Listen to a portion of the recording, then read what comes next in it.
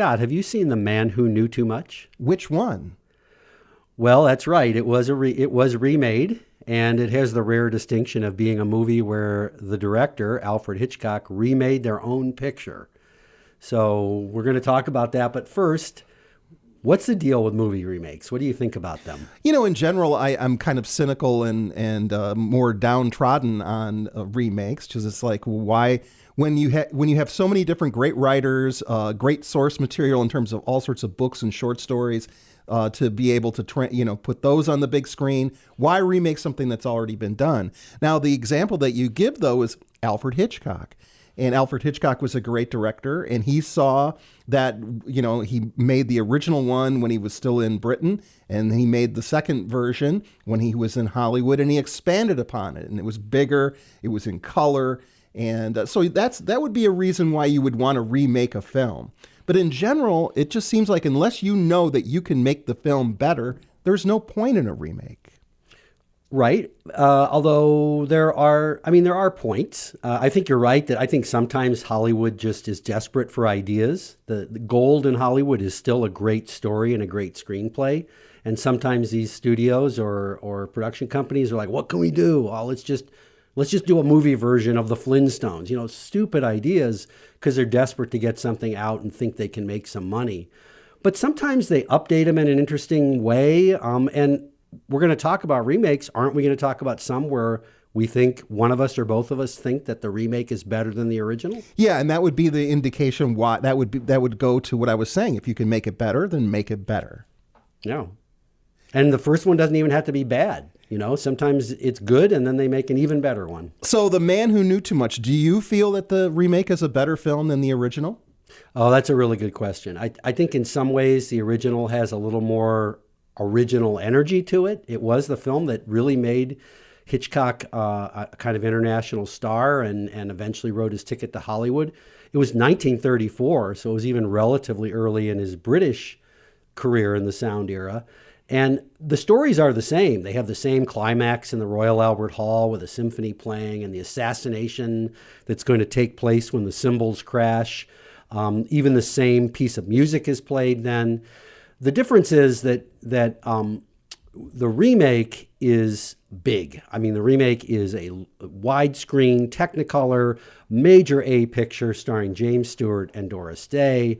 And there are things that he could do technically that he didn't know when he was young. In fact, the famous quote that Hitchcock said in his interviews with the French filmmaker Francois Truffaut, he said, "Let's say that the first version is the work of a talented amateur and the second version was made by a professional." But is it better? I don't know. I think they're both pretty good. Yeah, and then the remake was also, that was during that period of time when he was just churning out one great masterpiece after another. That 50s run of great movies, Vertigo, Rear Window, that's all in that same time period.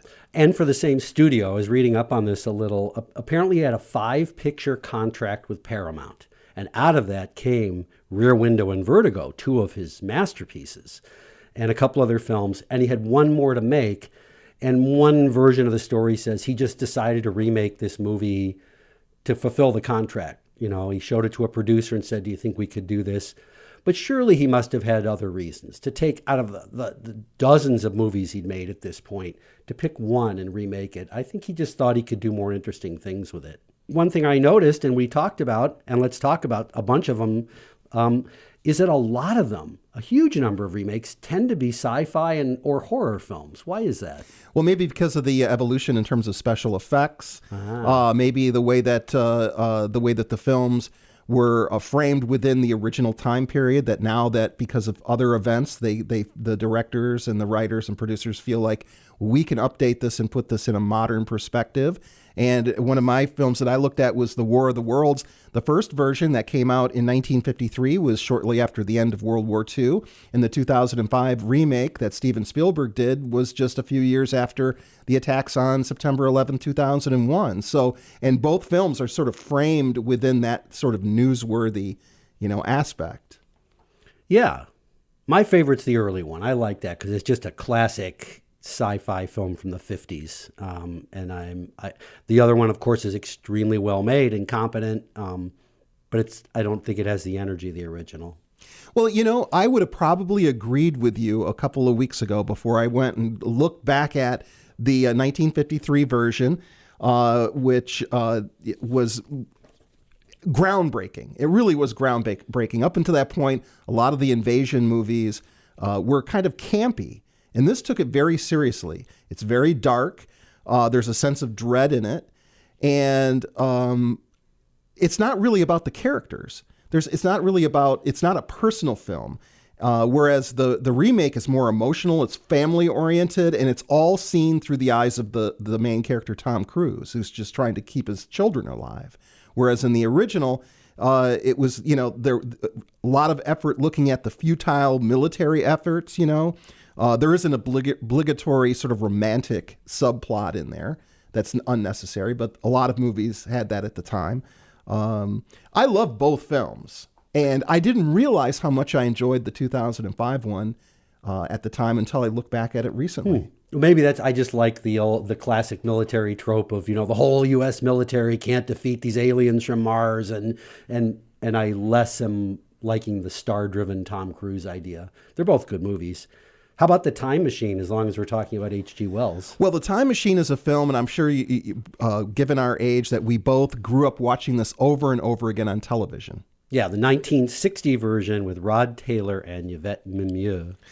And directed by George Pal. Yeah, it has really, really good special effects that are still fun to watch, even though they're not like the digital effects now. The 2002 version has two directors, Simon Wells and Gore Verbinski. I think Verbinski only worked a little bit on it.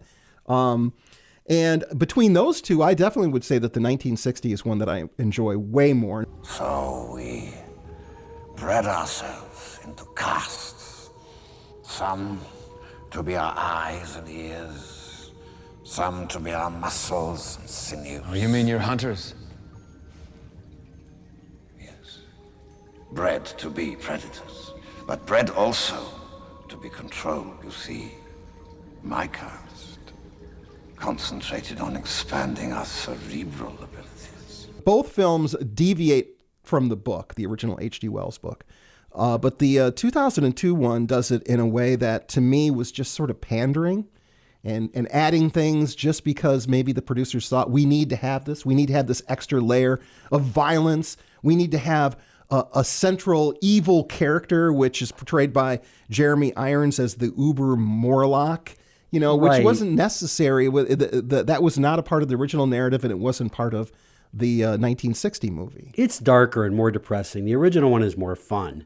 Although the remake does have the distinction. It was directed by Simon Wells, as you mentioned, the grandson of H.G. Wells. I just learned something. I didn't realize that. Yes. The other thing different from The Time Machine is that, and this kind of is similar to The War of the Worlds.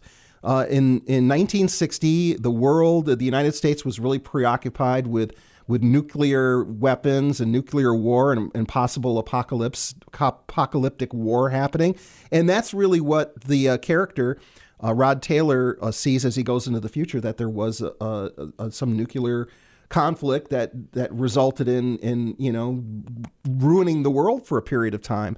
Whereas in the 2002 one, it's more looking at a man-made ecological event. It's because we overpopulated the moon, and we ruined the resources on planet Earth. Which gets back to your reason, like you said before, the reason you remake science fiction is because contemporary science and technology point to different problems, and so you update it. How about some other ones? How about The Fly? Have you ever heard of insect politics? Neither have I. Insects don't have politics. They're very brutal. No compassion. No compromise. We can't trust the insect. Growing up, I was one of those fans of horror movies and monster movies. I didn't really like the original Fly. It's kind of cheesy, and isn't that scary? Another one that's along the same lines is The Thing from Another World, where the scary alien is basically James Arness wearing black clothes and running around in the shadows. Whereas both of those remakes are scary movies. David Cronenberg's The Fly with Jeff Goldblum is really creepy, as most Cronenberg horror films are. And The Thing was done by the famous filmmaker John Carpenter, who made Halloween. So in both cases, I love the remakes. I would agree with you. I think the John Carpenter Thing in 1986 was wonderful. And it's one of my favorite movies of that period of time. Also, I was kind of surprised. Although Cronenberg was a favorite filmmaker of mine at the time, I was kind of disappointed that he was taking on The Fly, which starred Jeff Goldblum. Well, it was his first film where he did, kind of work for hire for a studio instead of one of his more independent. Okay, that explains it. Yeah. But he does a great job. He makes it way more interesting than the original. Yeah. So also we have the remakes like Dear God, why were these films remade? Yeah. And first and foremost for me would be like Psycho, another Hitchcock film, stone cold classic. Why remake it? Yeah, and some of these ones that are like, why did they remake such a great, unique film? I haven't even seen the remakes, and Psycho's an example. I've read about it, and it's almost universally hated. So yeah, what was the point? A few others that are in that same category are The Shining. Someone actually remade that. Out of the Past, one of the iconic film noirs that we talked about in one of our earlier episodes. Why would you remake that? There's the wonderful Mr. Deeds Goes to Town with Gary Cooper and Jean Arthur. It was remade with Adam Sandler. There's others. It's like, what's the point? One thing we didn't talk about, and this isn't exactly remakes, but what about all these? There's some very interesting extended TV series now that come either from the same book or from a movie itself, something like Fargo, which is amazing. Category. I mean, the Coen brothers film is a stone cold masterpiece, right? And then the first, I think I've only seen the first 3 series. They're individual series that take place in the same region with different characters, and they're brilliant. They're brilliantly done, and they're very cinematic. They're really well written and well directed and well cast. We have a couple others on our list that are kind of forgettable movies. The Handmaid's Tale was an okay movie, but it's obviously much more acclaimed as a series. People don't even remember that Buffy the Vampire Slayer was a movie. And Snowpiercer is interesting. It was based on a graphic novel.